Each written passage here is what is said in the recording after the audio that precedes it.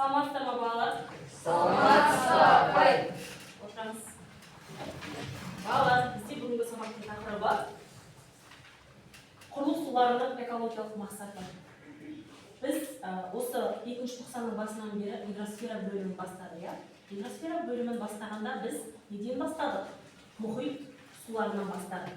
Мұхит суын өттік, оның физикалық, химиялық қасиеттерін өттік, оның экологиялық мәселелерін өттік.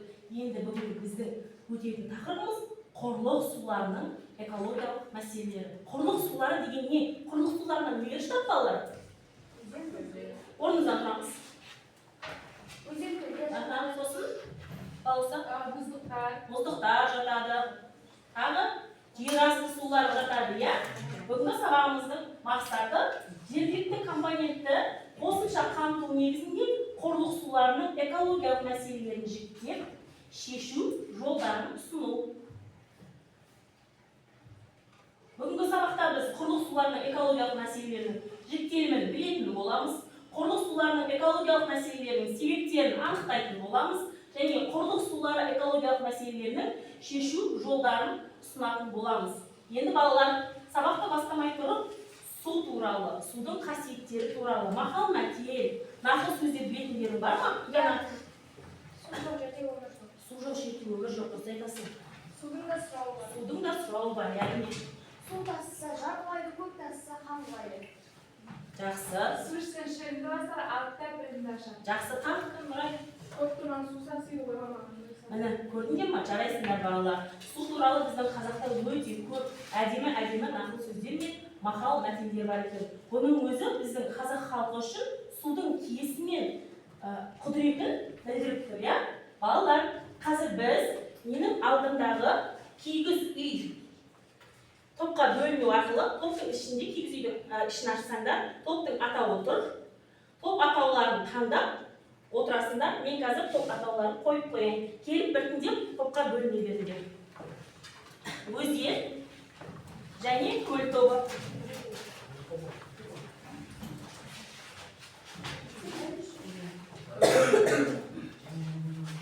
Топтың атауларын өздеріңе бір алып кетіңдер.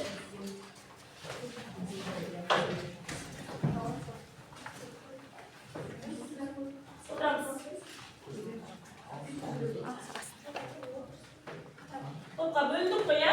Топ басшысын сайлаймыз өзара. Балауса, Манашбаева Балауса, Сейтек Нұрай. Топ басшысы, қазір сізге мен тобыңызды бағалау парағын беремін. Отыра беріңдер. Осы жерде топ мүшелерінің сабақ барысында топтық-жұптық жеке жұмыстардан алған балдарын қойып, сабақтың соңында беттеп бересіңдер, жарай ма? Енді бағалар бізде бүгінгі сабақтың бағалауы география пәнінен байланыстырып алдық. Өзін-өзі бағалау білім шыңы деп аталады. Мен мына жерде әр дискриптор бойынша бір саны жазылған қағаз таратып отырамын. Бір дискрипторға бір балл, иә? Осы бойынша өздеріңді алдарындағы фломастерлер арқылы алдарындағы бағалап отыратын боласыңдар.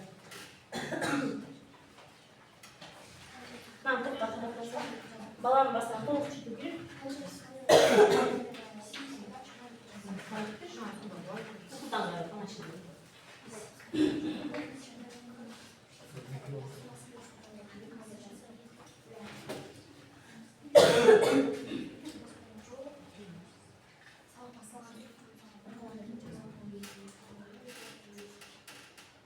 Бізде балалар өткен сабақ қандай тақырып болды?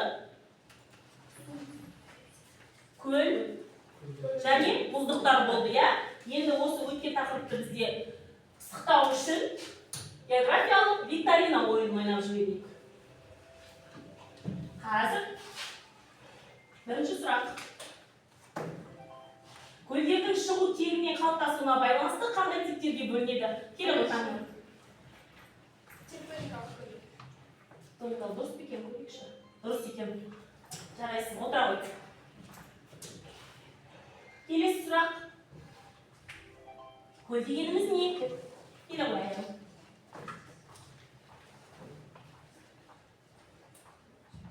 Жауабыңды оқы. Жер бетіндегі табиғи ойыстарда жиналған су қоймасы. Дұрыс. Келесі сұрақ. Еуразия көлдерінің арасындағы ең үлкен мұхит. Каспий. Каспий бізде теңіз болғанмен дүние жүзі бойынша ең үлкен көлге жатады. Жарайсың. Отырамын.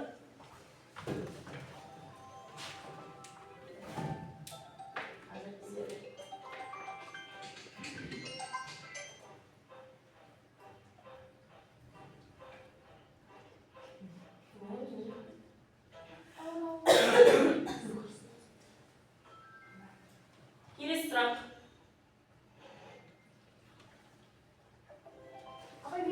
Келе ғой. Баласан. Ең терең көл. Ең терең қандай көл? Байкал. Байкал көлі. Қай жерде орналасқан? Байкал көлі Ресей бөлігінде орналасқан. Ресей Қазақстанның көлі. Ресей Федерациясында орналасқан Байкал. Ең тұзды көл. Келе ғой, Нұрай. Қолымызды көтереміз, активный болып отырамыз, балалар. Ең тұзды көл? Өлі теңіз. Уақытымыз алған қазір. 6-шы сұрақ. Балқаш көліне құятын өзендер. Балауса келе ғой. Іле, Қаратау, Ақсу, Лепсі. Іле, Қаратау, Ақсу, Лепсі. Картадан көрсетші Балқаш көліне құятын өзендерді. Іле, Қаратау, Ақсу, Лепсі. Жарайсың, отыра ғой.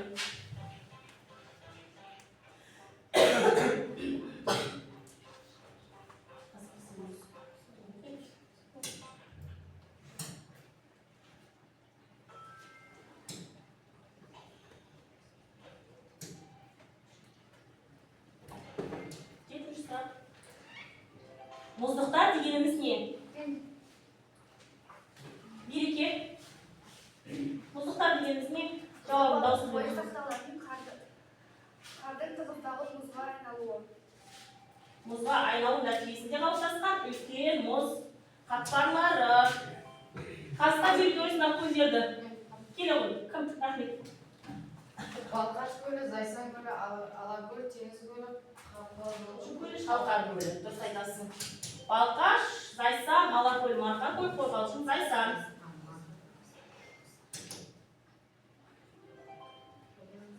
Іле Алатауындағы мұздық.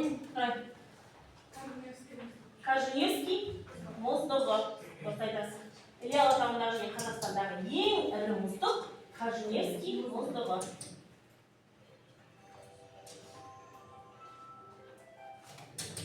Бізде 13 сұрақ бар, я?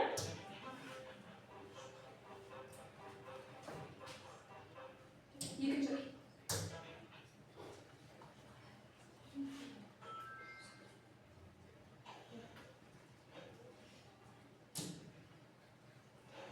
Соңғы сұраққа назар аударамыз.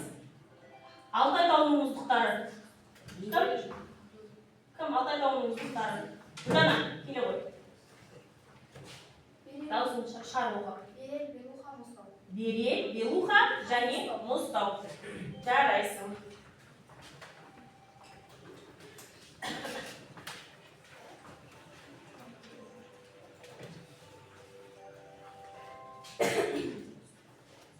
Балалар, бүгінгі сабағымызды біз бастамас бұрын мына сұрақтарға жауап берейікші. Экология қандай ғылым?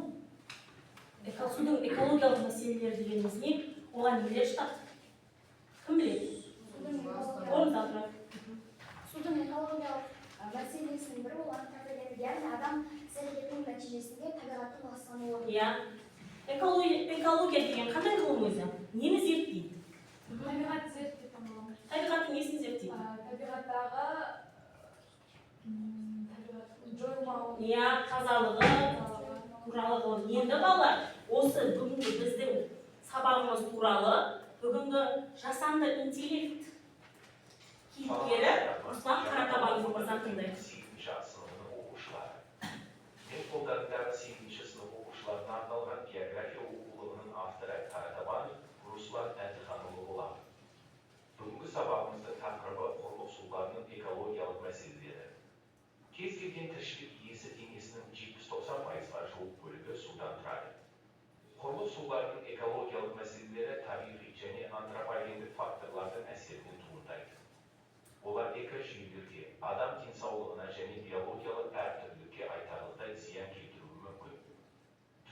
тапшылығы 21 ғасырда оң шешімін таба алмай отырған басты мәселелердің бірі. Бүгінгі күнде дүние жүзінде 1 миллиард адам сапалы ауыз суға зәру болып отыр. Жыл сайын 3 миллиардтан астам адам сапасыз судың кесірінен пайда болатын түрлі аурулардан зардап шегеді. Тұщы су тапшылығы Азия мен Африка елдерінде ғана емес, әлемді толғандырып отырған мәселе. Біріккен ұлттар ұйымы 21 ғасырда тұщы су дәуірі деп жариялады. Қазақстандағы тұщы су қоры жылына 1 километр квадрат ауданға шаққанда 37,3 мың метр куб, ал жан басына шаққанда 6,184 мың метр кубдан келеді.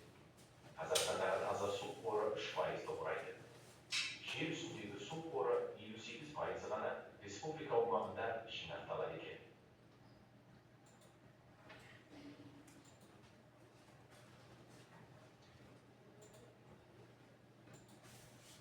Енді балалар, түсіндіңдер ғой, иә?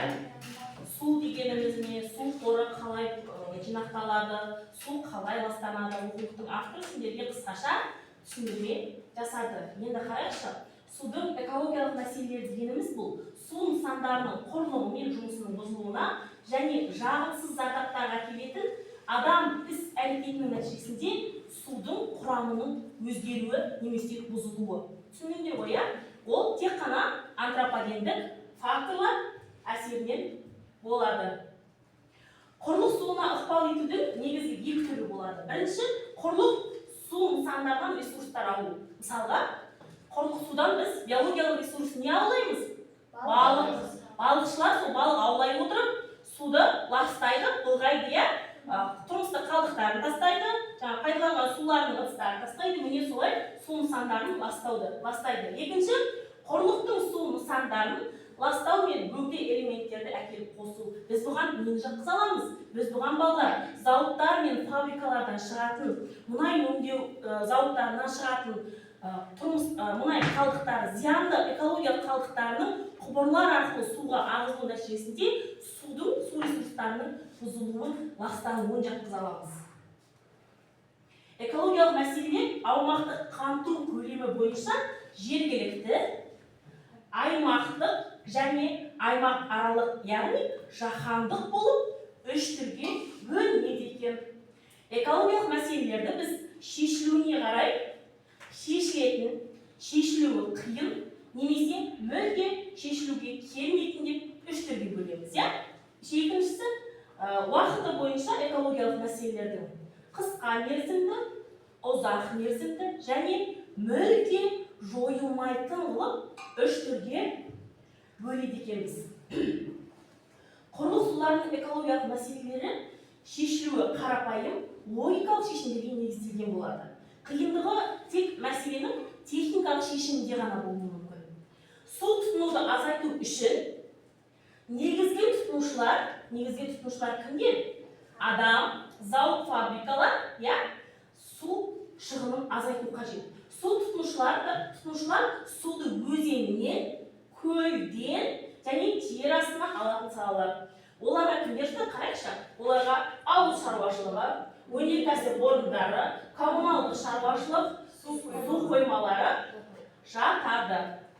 Балалар, қазір біз бөлінген топ бойынша тапсырма беремін. Бірінші топқа құрылыс суларының экологиялық мәселелері.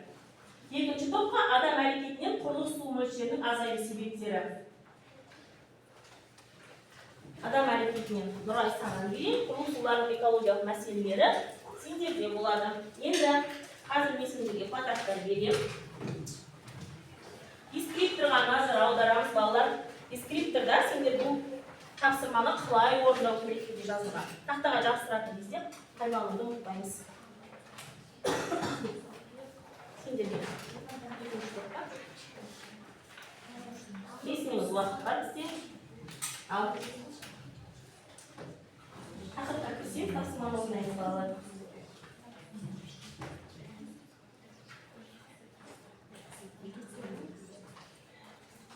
Тапсырмасы бойынша олар тәртібі.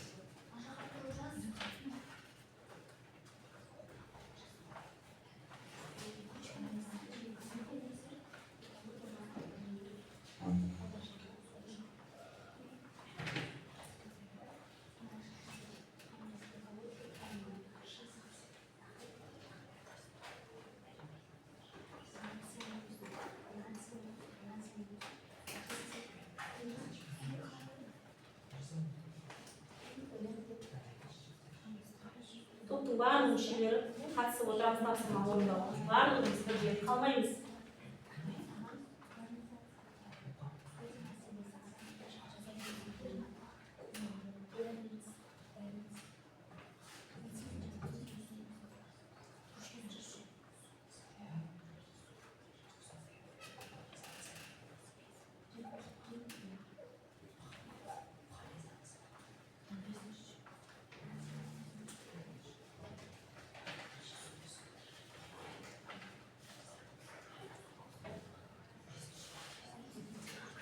Болғанымыз шапалақтаймыз. Болған топ. Сосын қорғауға шыға береміз және.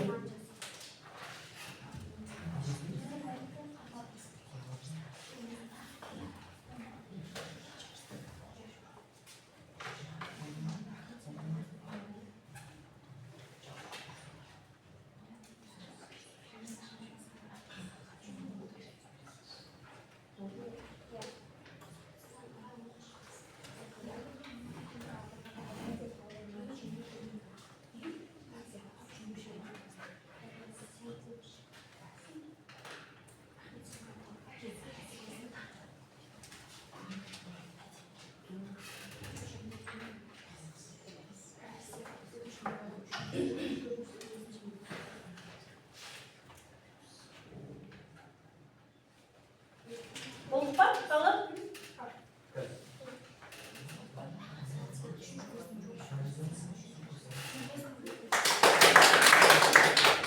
Сізде қай топ болды? Өзен тобы болды. Тақтаға кеп жастырыңдар. Жастырамыз бұнда. Аяғын құрайсыз. Топпен қорғаймыз.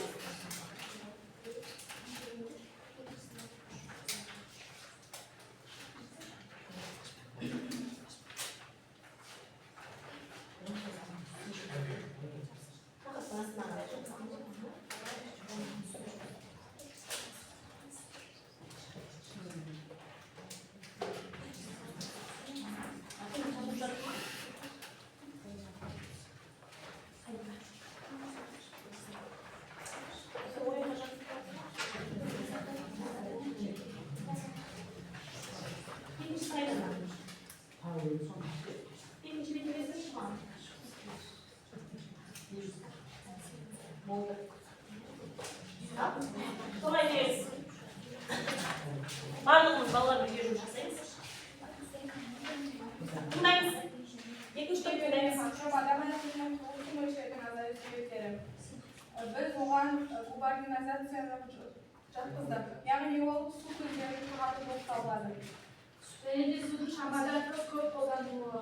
Және де ормандарды кесу табиғи су айналымының бұзылуы. Және де климаттағы өзгерістерді жаттықтыруға болады. Оған бізде жауын-шашынның азаюы және құрғақшылық. Оны шешу жолдары бізде суды үнемдеуіміз қажет, және де ормандарды қалпына келтіруіміз керек, және де су көздерін тазартуымыз қажет. Дұрыс па екен? Отырамыз. Жарайсыңдар балалар. Нұрай, келесі топ шыға береміз.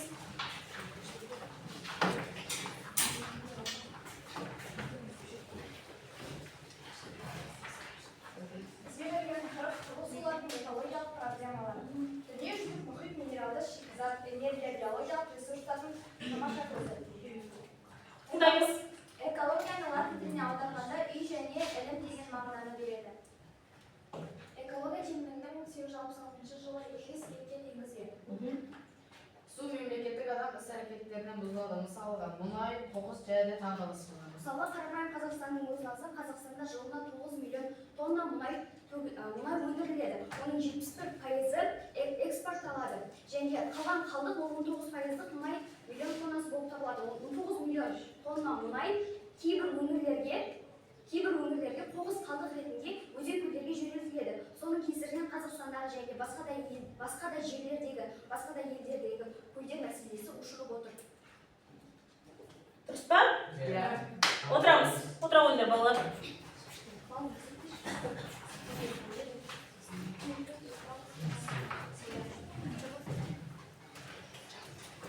Отырамыз.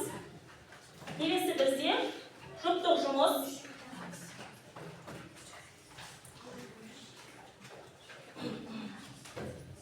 Балалар,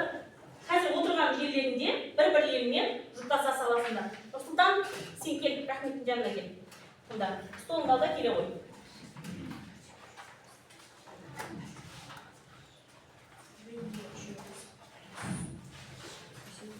3 çubuk sigarası yerine. 3 çubukka kesti berilген. Kestiге nazar аударамыз. Фактілер сөйлейді. Балалар, мына жерде кестеге дұрыс жауабы да, қате жауабы да берілген. Осы жердегі дұрыс жауаптарды сәйкестендіреміз.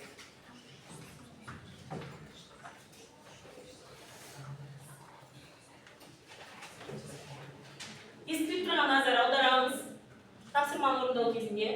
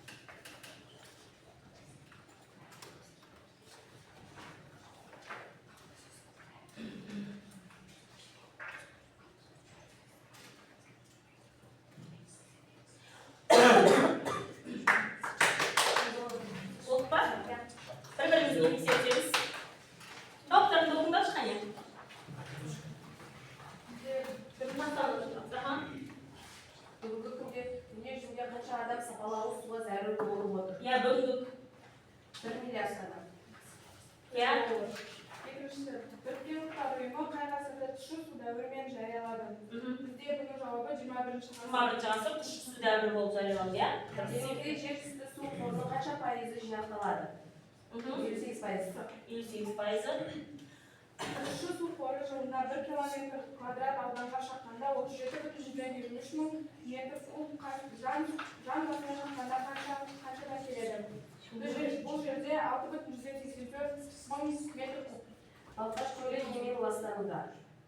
Өнеркәсіп қалдықтары немен қалдықтары? Суды тазартудың түрі бізде механикалық түрде тазарту. Суды түрлі химиялық заттарды қосу арқылы тазарту химиялық зат. Дұрыс па қыздар? Дұрыс ма? Жұптардың тапсырмаларын алысыңдар, бір-бірлерін тексеріңдер енді. Тексереміз бір-бірімізді. Жұптар парақтарымызды ауыстырамыз. Ауыстырдық та енді тексеріледі, астына бағасында балды жазыңдар, мен көп бойынша тексеріледі.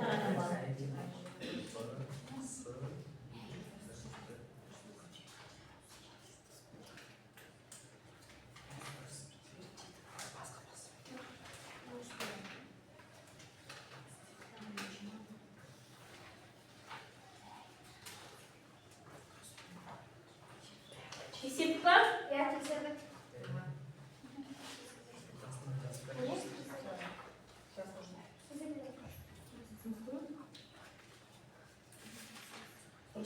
Жарайсыздар. Енді шашарып па біз сабақ барысында кішкене? Енді біз сәтінде сәуір керек балалар.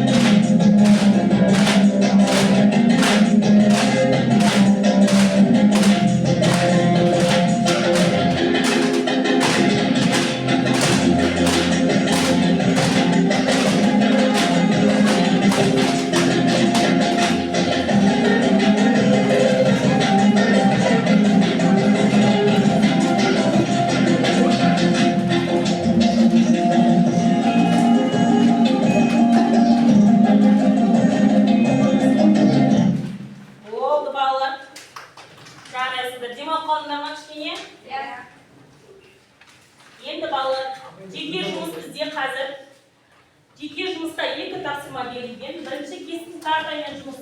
Қазақстанның кескін картасына трансшекаралық, яғни трансшекаралық деп отырамыз балалар. 2 немесе одан да көп мемлекеттерді басып өтетін өзендерді белгілеу және өзендердің бастауы мен сағасына дейін сол өзеннің бойында қанша мемлекет бар, соны көрсету. Қазір мен сізге фотокартты таратамын.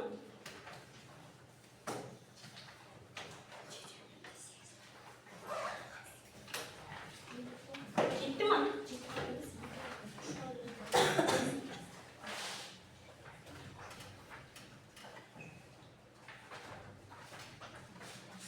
Көбіне Қазақстанның өзендері, Ресей, Қазақстан және Қытай, Өзбекстан мемлекеттері арқылы өтетін өзендер.